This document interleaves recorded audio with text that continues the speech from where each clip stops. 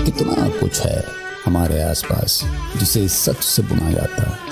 वो कारीगरी जो हाथों का हुनर तो है, उससे भी कहीं ज्यादा सोच का जादू है। बिजनेस सॉफ्टवेयर, हमारा हुनर, हमारी पहचान, जो आपके बिजनेस को आगे बढ़ाने में आपका साथ दे। Zoho, made in India, made for the world.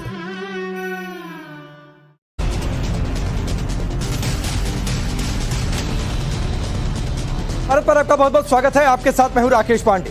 शाम के 5 बजने वाले हैं। वक्त हो गया है देश के सबसे पसंदीदा डिबेट शो राष्ट्रवाद का। राष्ट्रवाद यानी देश से बढ़कर कुछ नहीं। और आज का सवाल कि दंगे के बाद पहला जुमा बरेली संभल में क्या हुआ? आई लव वाला एक्सपेरिमेंट क्या सच में बहकावे में हुआ? योगी एक्शन पर मौलाना बढ़ गए, ओवैसी के साथ कितने हैं? बरेली में पिछले जुमे की हिंसा के बाद आज जुमे की नमाज पर बेहद सख्ती रही।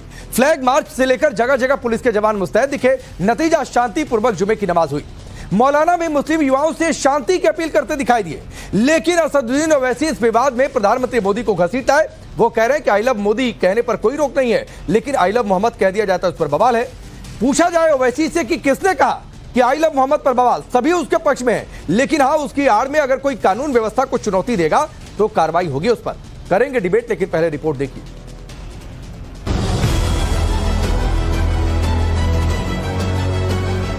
कोई भी व्यक्ति बुलाता हो या कोई भी संगठन बुला रहा हो, उसके बुलावे पे कान न धरें, कतन न जाएं, भीड़ का हिस्सा न बने। समाज में फसाद फैलने को था तो शांति व्यवस्था कायम करने के लिए प्रशासन की कार्रवाई ये बेहतर है। जुमा जुमा हफ्ता बीत गया, तस्वीरें और हालात बदले दिखे। चप्पे चप्पे पर पुलिस की तैनाती दिखी। डीएम एसपी फ्लैग मार्च को लीड करते दिखे। लोगों से शांति बनाए रखने की अपील की जा रही। बरेली से संभल तक पुलिस की सख्ती का असर भी देखने को मिला। ये सारी कवायद इसलिए क्योंकि पिछले जुमे को बरेली में हिंसा भड़काई गई, शांति व्यवस्था को चैलेंज किया गया, पुलिस वालों की जान लेने की साजिश की गई। लेकिन इसके बाद योगी सरकार ने बरेली के गुनहगारों पर शिकंजा ऐसा कसा कि अब कहीं कोई तनाव नहीं। आज जुमे के दिन शहर में पूरा पुलिस महकमा उतरा दिखा। जमीन के साथ साथ आसमानी आंखों से भी नजर रखी जा रही। मौलाना भी मुसलमानों से शांति बनाए रखने की अपील करते दिखे। जुमे की नमाज पढ़ें और नमाज पढ़ने के बाद में अपने घरों को चले जाएं, इसलिए कि पिछले जुमे को जो हादसा हुआ वो नहीं होना चाहिए। वाकई वो अफसोसनाक है। और ये भी हमने अपील की है और आपके चैनल के माध्यम से मैं कह रहा हूँ कि कोई भी व्यक्ति बुलाता हो या कोई भी संगठन बुला रहा हो, उसके बुलावे पे कान न धरें, कतन न जाएं, भीड़ का हिस्सा न बने, रोड पर सड़कों पर न उतरें, नारेबाजी, शोर शराबा, हंगामा बिल्कुल न करें। ये पैगंबर इस्लाम सल्लल्लाहु ताला अलैहि वसल्लम से मोहब्बत नहीं, बल्कि ये तो दिखावा होगा। अपील क्लियर है, किसी के बहकावे में ना आए, किसी के भड़काने पर भीड़ का हिस्सा न बने। लेकिन आई लव मोहम्मद के नाम पर जो सियासत कर रहे हैं, धार्मिक भावनाओं को भड़काने की साजिश कर रहे हैं, उन्हें मौलाना नसीहत दे रहे हैं। इतना ही नहीं, बरेली के साजिशकर्ताओं पर हो रही कार्रवाई में जिन लोगों को राजनीति दिखती है, उन्हें भी मौलाना की तरफ से सीधा संदेश दिया जा रहा है। आज की तारीख में पैगंबर इस्लाम सल्लल्लाहु ताला अलैहि वसल्लम के नाम पाक की बेअदबी हो रही है, बेहुरमती हो रही है और सियासत में उनके नाम का इस्तेमाल किया जा रहा है, जो कि नहीं होना चाहिए। तो ये मोहब्बत का पैमाना दिलों में होता है और ये सड़क पर, रोड पर बैनर छाप करके ये दिखावा है। ये मोहब्बत का पैमाना नहीं है, इसको मोहब्बत नहीं कहा जा सकता। ये पैगंबर इस्लाम की शिक्षा और उनकी तालीमात के खिलाफ है। जिस तरह से आई लव मोहम्मद सल्लल्लाहु अलैहि वसल्लम और नाराए तकबीर के नारों को लेकर के पिछले दिनों में रोड पे आकर के तनाव बढ़ा और हिंसाएं हुई, तो मेरा मानना यह है कि किसी की भी ताकत का, किसी नाम का इस्तेमाल अगर गलत तरीके से हो रहा है तो ये एक फितना होता है और इसकी इस्लाम में बिल्कुल इजाजत नहीं है। जिस तरह के हालात पिछले दिनों में बने तो ये एक फितने की शक्ल ले रहा था। समाज में फसाद फैलने को था तो शांति व्यवस्था कायम करने के लिए प्रशासन की कार्रवाई ये बेहतर है। ये नसीहत खास तौर पर बरेली की शांति भंग करने के जिम्मेदार मौलाना तौकीर रजा और उसके सिपह सालारों के लिए है, जिनके इशारों पर हिंसा भड़काने की कोशिश की गई। बरेली की संवेदनशीलता को देखते हुए आसपास के जिलों में भी यूपी का प्रशासन अलर्ट मोड में दिखा। बरेली से लेकर संभल, कानपुर से लेकर मुजफ्फरनगर तक जुमे की नमाज को देखते हुए बड़ी संख्या में पुलिस बल को डिप्लॉय किया गया, फ्लैग मार्च किया गया। बरेली में एसपी और डीएम खुद सुरक्षा व्यवस्था को लीड करते दिखे। संवेदनशील क्षेत्र है और पूरा जनपद है, उसमें हम लोगों ने 4 सुपर जोन्स और 4 स्पेशल जोन्स बनाए हैं। टोटल लगभग हमारे 50 गजेटेड ऑफिसर्स हैं, उनके नेतृत्व में 8,000 साढ़े 8,000 का पुलिस बल है जिसको डिप्लॉय किया गया है। सादे कपड़ों में भी इंटेलिजेंस कलेक्शन के लिए फोर्स डिप्लॉय किया गया है। ड्रोन के माध्यम से निगरानी की जा रही है। कम्युनिटी पुलिसिंग के माध्यम से सभी लोगों से संवाद स्थापित किया गया है। बात को सुनिश्चित करा रहे हैं कि पूरे शहर को, पूरे जनपद को हम लोगों ने सुपर जोन, जोन, सेक्टर और स्टैटिक पॉइंट हमने चिन्हित किए हैं, जहां पर हमारे मजिस्ट्रेट, एडीएम साहबान, एसपी साहबान, सीओ साहबान सब लोग ड्यूटी पे लगे हुए हैं। एक दूसरे से बीच में कोऑर्डिनेशन के साथ हम लोग काम कर रहे हैं। इस बात को सुनिश्चित कराया गया है कि ड्रोन कैमरे से निगरानी के माध्यम से कहीं छतों पर किसी प्रकार का ईंट पत्थर आदि इकट्ठा न हो। बरेली से संभल तक हर तरफ चंगा दिखा। संभल में तो सरकारी जमीन पर बनी मस्जिद को तोड़ने का काम आज जुमे के दिन भी जारी रहा। इसी बीच एक वायरल वीडियो सामने आ गया। युवक खुद को मुजफ्फरनगर का बता रहा और आई लव के नाम पर गर्दन कटने और काटने की धमकी दे रहा। अस्सलाम वालेकुम मेरी कौम के नौजवानों, मेरे भाइयों, मेरे शेरों, आई लव यू मोहम्मद सल्लल्लाहु अलैहि वसल्लम। इसके ऊपर गर्दन काट भी सके और कटवा भी सके हम भाई अपनी, ठीक है। और एड्रेस की कोई जरूरत नहीं है। जिला मुजफ्फरनगर, कस्बा बुढ़ाना, लुसाना रोड, सबीपुर पट्टी टावर के पास, टाटा चौक। भाई भाई मिलूंगा, जिसको आना आ जाइए। मुजफ्फरनगर की पुलिस ने वीडियो पर संज्ञान ले लिया है। मामला दर्ज कर आरोपी की तलाश शुरू कर दी है। जिस मौलाना तौकीर ने बरेली में हिंसा भड़काई, उसकी गिरफ्तारी के लिए मुंब्रा में आज जुमे की नमाज के बाद रैली निकाली गई, लेकिन पुलिस की बंदोबस्ती के चलते माहौल पूरी तरह शांत रहा। वहीं दूसरी तरफ देश की राजधानी दिल्ली में जेएनयू का कैंपस एक बार फिर से विवादों की वजह से चर्चा में आ गया। दशहरे के दिन रावण के पुतले पर उमर खालिद और शर्जील इमाम की तस्वीरें लगाने से हंगामा हो गया। एबीवीपी और लेफ्ट के छात्रों में जूते चप्पल तक चल गए। इन जिहादियों के असली चेहरे को पहचानिए कि जब माता का विसर्जन करने कुछ लोग जा रहे थे, जेएनयू के कुछ साथ माता दुर्गा के विसर्जन में व्यस्त थे, तो ये जिहादी मानसिकता के भीड़, ये वामपंथी उनकी तरफ ऐसे पत्थर के टुकड़े, ऐसे लकड़ी के टुकड़े भेज रहे हैं। अब पहचानिए इन जिहादी चेहरों को कि कौन जेएनयू की दशा को खराब करने की कोशिश कर रहे हैं, और उन वामपंथियों को पहचानिए जो बार बार। दरअसल एबीवीपी ने दुर्गा प्रतिमा शोभा यात्रा और रावण दहन का आयोजन किया, लेकिन विवाद की वजह बना रावण का पुतला, जिस पर उमर खालिद और शर्जील इमाम की तस्वीर लगाई गई थी। चाहे जेएनयू का कैंपस हो या फिर बरेली, आज माहौल शांत दिखा, लेकिन एबीवीपी की तरफ से हिंदू आस्था के साथ खिलवाड़ का आरोप लगाया जा रहा। हालांकि मामला पुलिस तक नहीं पहुंचा, जबकि बरेली में भी बवालियों को शांत करने का पूरा प्रबंध किया गया। Bureau report, times now Bharat. चलिए आपने रिपोर्ट देखी। आपका परिचय मैं आज के मेहमानों से करवाता हूं। शिवम त्यागी भारतीय जनता पार्टी के नेता और राष्ट्रीय प्रवक्ता, शादाब शम्स हैं, चेयरमैन हैं यूके उत्तराखंड वक्फ बोर्ड के, अखिलेश कटियार समाजवादी पार्टी के नेता और प्रवक्ता, Noor Ahmad Azhari state president AIMPLB के, और संदीप त्रिपाठी है कांग्रेस पार्टी के नेता। आप सभी का बहुत बहुत स्वागत है। अखिलेश कटियार जी, आपने सुना मौलाना शहाबुद्दीन बरेलवी को? आपने सुना जो इफ्राहिम हुसैन कह रहे हैं? जी, कोई भी व्यक्ति हो जो समाज में नफरत, अमन चैन के खिलाफ, भाईचारे के खिलाफ, ना किसी बात, ना किसी विचार, ना किसी व्यवहार, किसी को बढ़ावा नहीं दिया जा सकता पांडे साहब। लेकिन उत्तर प्रदेश में जो बीजेपी की सरकार है, जिसके लॉ एंड ऑर्डर के बारे में इतनी बड़ी बड़ी बातें हम इस समय मीडिया में सुन रहे हैं,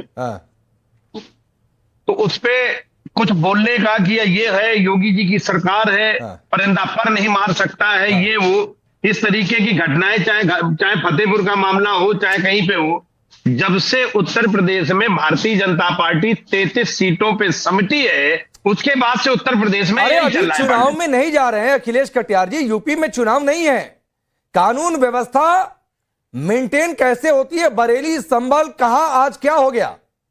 शांत रहा सब कुछ? आपको तस्वीरें अच्छी लगी? कुछ बुरा तो नहीं लगा आज के दिन आपको?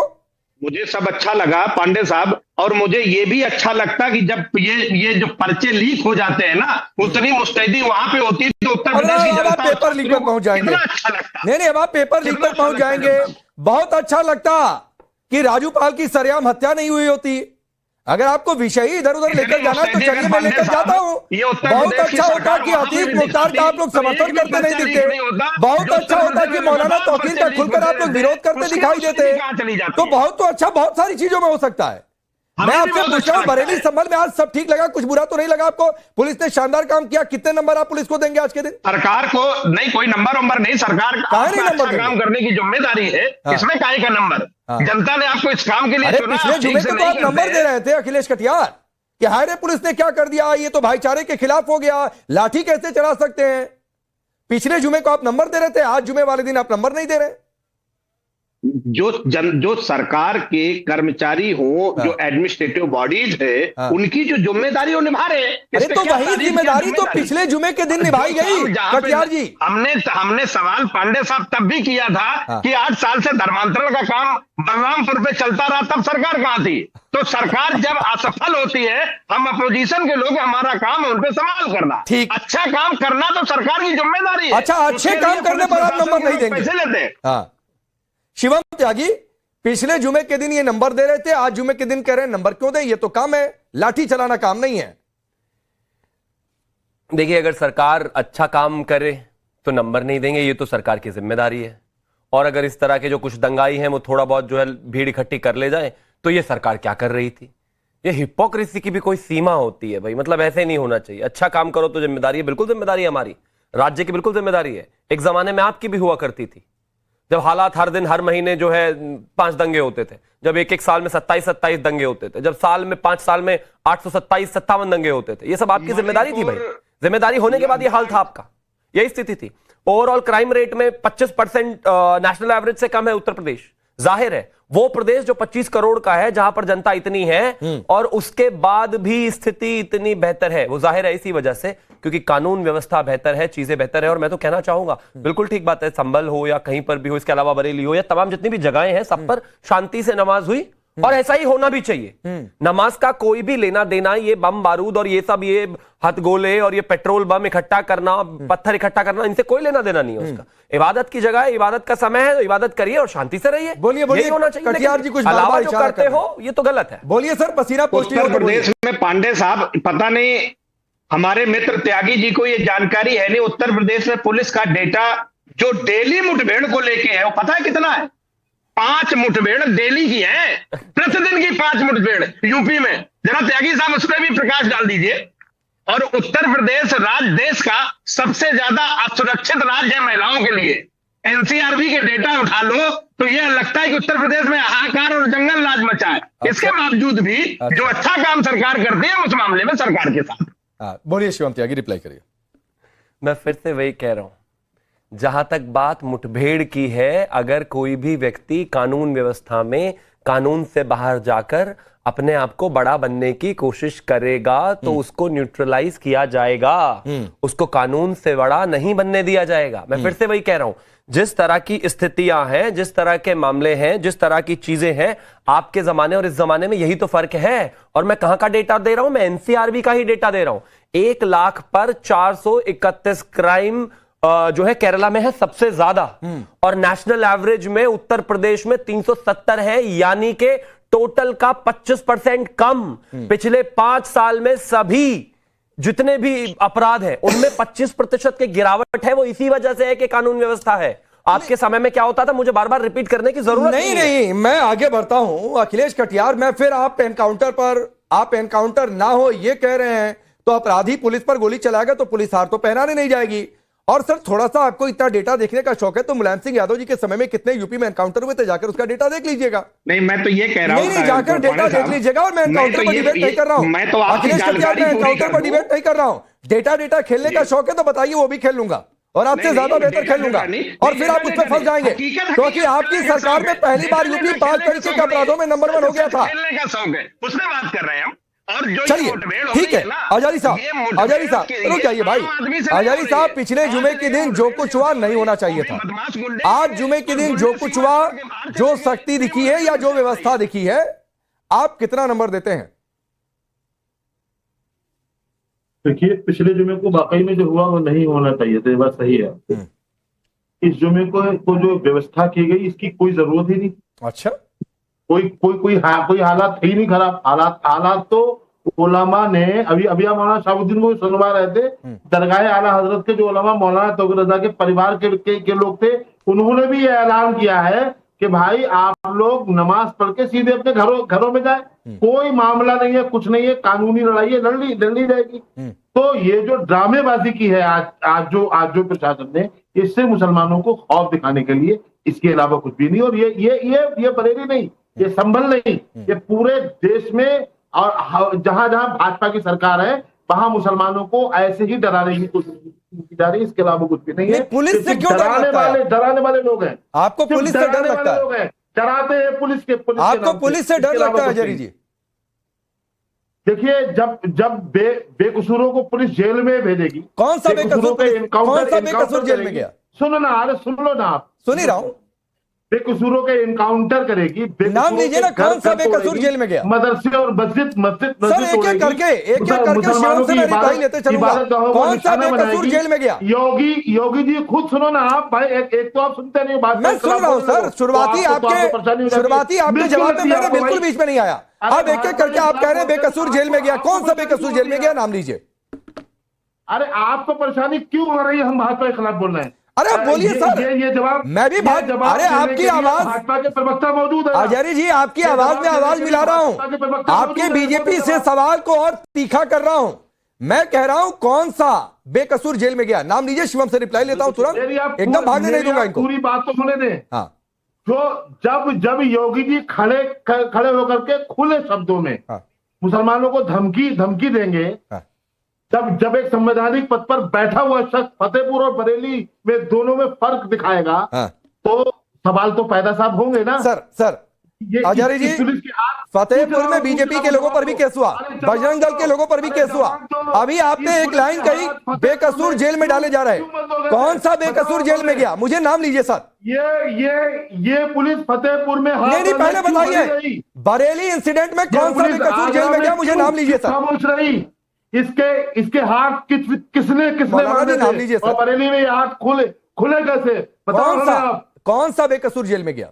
अरे जो हाथ बरेली में खुल गए थे ना, ये हाथ फतेहपुर में बंधे हुए क्यों रहे? सर, कौन सा बेकसूर जेल में गया, या तो बोलिए मैंने गलत बोला। आपसे 99% जो गए हैं जेलों में गए हैं वो बेकसूर है। नाम लीजिए ना सर, आप एक का नाम ले लीजिए। और मौलाना एक का नाम ले लीजिए। सुनिए, मैंने एक बेकसूर का नाम ले लीजिए। मौलाना तौकीर रजा साहब ने जो आवाम को बुलाया था, उनको नहीं बुलाना चाहिए था। सुनिए लेकिन अरे सुनिए ना आचार्य जी, मैं आपके और शिवम त्यागी के बीच डिबेट करा दूंगा।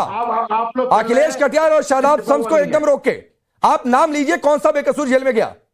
मैं आपसे कह नहीं रहा हूं, आप सुन नहीं रहे हो। 99%। अरे नाम लीजिए ना, 99% क्या होता है? 99% गए हैं लोग। 99% क्या होता है? जेलों में नाम लीजिए सर, नाम भेज रहे हो आप। कौन सा बेकसूर जेल में गया? भेज रहे हो, नाम लीजिए ना।